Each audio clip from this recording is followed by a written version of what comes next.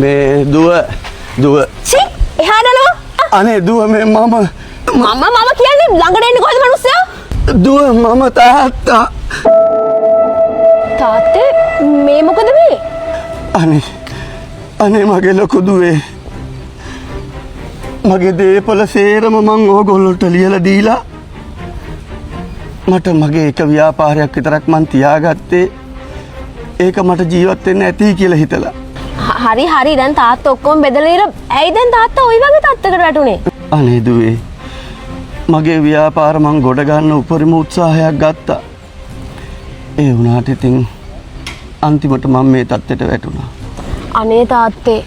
අනේ දුවේ මට ඉන්න කියන්න තැනක් නැති නිසා තමයි මං අර කණ්ඩිය ගාවට වෙලා දුව වෙනකන් හිටියේ. මං අඳුනගත්තා මේ දූගේ කාර් එක තමයි කියලා. අනේ තාත්තේ මේ අපේ ගෙදර නම් යන්න බෑ. තාත්තා ඕන මේ පොඩි නංගිලා හැට යන්න. මම පොඩි නංගිට කියන්න. මේ සල්ලිත් අරගෙන යන්නකෝ දැන්.